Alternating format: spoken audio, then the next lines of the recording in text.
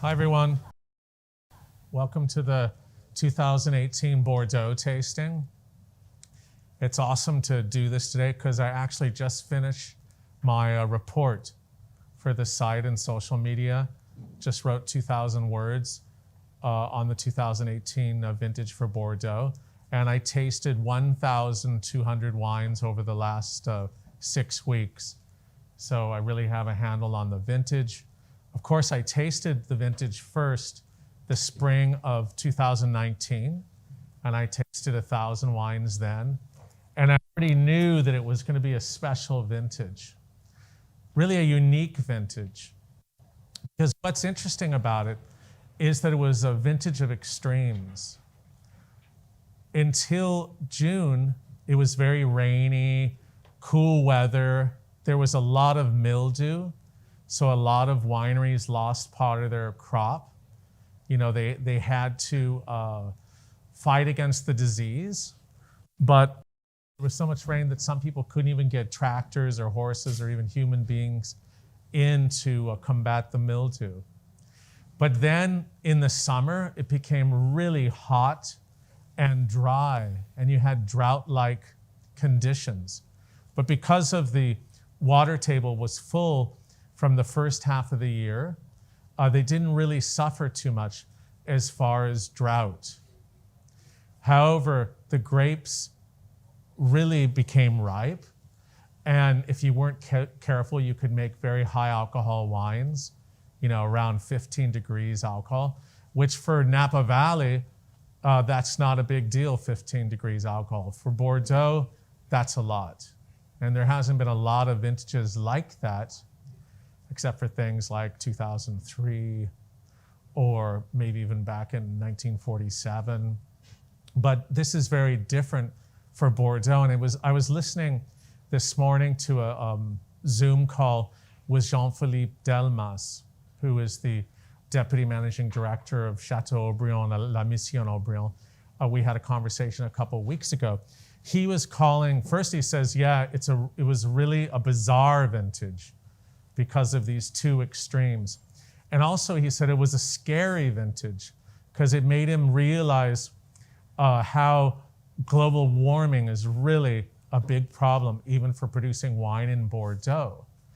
And how Bordeaux is combating this by really looking for balance and harmony in their wines. But that means tweaking your vineyards, leaving more leaves on the vine. You know, in the old days, they would cut back the leaves to get lots of air around, so you could spray less, or spraying could be more efficient. You'd have less disease. But now they really have to think about canopy management and shielding the vines from the direct sunlight. Also, they have to think about what's going on at night and hoping for cooler temperatures. 18 actually, at the end of the growing season, became cool at night, so that was a plus. But then it's really key to think about picking times, and you have to pick earlier. It's pretty basic.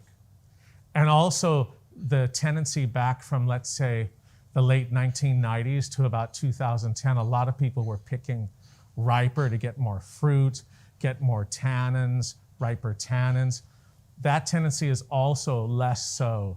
And people are thinking we have to pick earlier, we have to think about having lower alcohols, also thinking about picking certain varieties at the right time.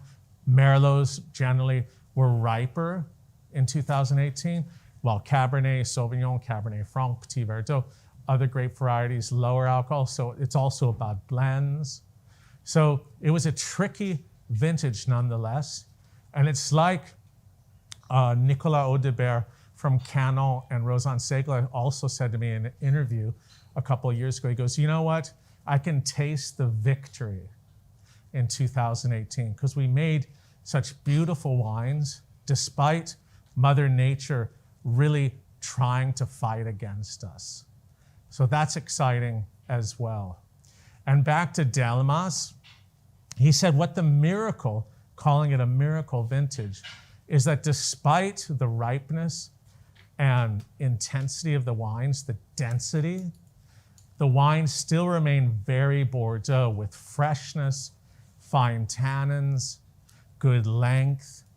And that's really interesting to me.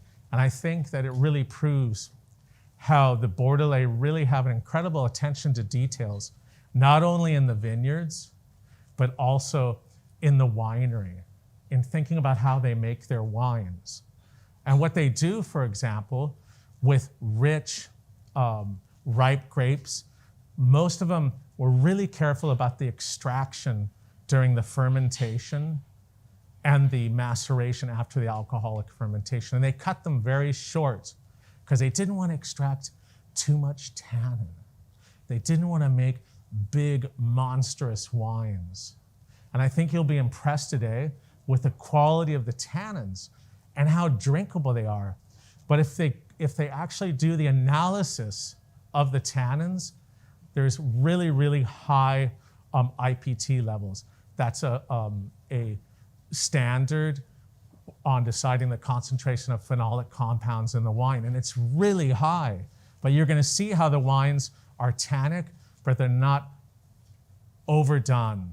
And I saw that after tasting more than 1,200 wines. There were not a lot of wines that were over-extracted or too tannic or too powerful. So that's basically the brief. Also, whites, dry whites were really good. And a lot of people were picking in early August. You know, years ago it would have been in September, but they're picking early to maintain the freshness of the white grapes. Some people even pick at night now in Bordeaux. And that's for the dries. As far as Sauternes, it was tough. When you have a dry year, botrytis doesn't like to develop in the grapes, let's say the noble botrytis. But they did have a development of botrytis in the first week of October, a real quick window, and they made some beautiful wines. So I think 2018 is going to be a historical vintage in the sense of something that was very unique that happened with Mother Nature, and at the same time showing how Bordeaux's come so far in its savoir-faire, in producing wines and growing great grapes.